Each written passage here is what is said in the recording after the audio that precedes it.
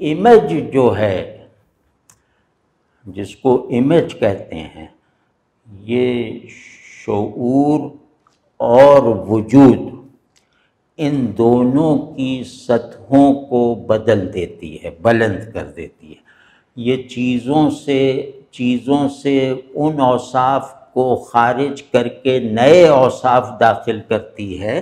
کہ جن اوصاف کی وجہ سے چیزوں کا بامانی ہونا یا جمالیاتی شعور کے زاویے سے پرکشش ہونا جو ہے وہ مرجھا چکا ہوتا ہے، یعنی صفت کی قیدی بن کر ذات جو ہے وہ مرجھا جاتی ہے۔ تو یہ چیزیں، یہ جو امیج ہے یہ اس مرجھاہٹ کو دور کر دیتی ہے جو شعور اور اس کے موضوع یعنی وجود پر یکساں طریقے سے چھائی ہوئی ہے،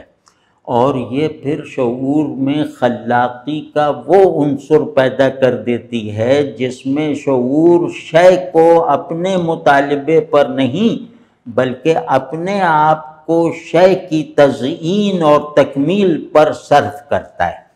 تو امیج اس کو کہتے ہیں، اور امیج کی یہ تعریف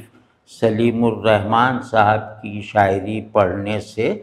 جیسے تجربے میں آ جاتی ہے۔ تو یہ بڑی مطلب میں عرض کروں کہ یہ سلیم الرحمن صاحب کو اگر روایت کے مرکزی دھارے میں ایک مرکزی حیثیت سے نہ رکھا گیا تو یہ دھارا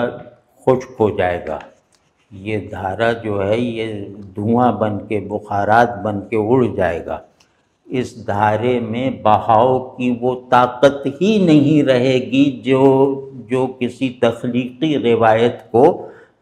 مسلسل رہنے کے لائق بناتی ہے۔ تو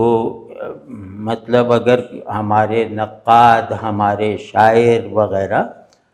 اس کتاب سے یعنی نظمیں سے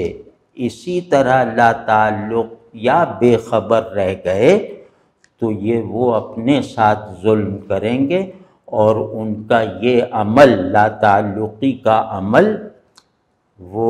یا تحسین نہ کر سکنے کی مجبوریاں،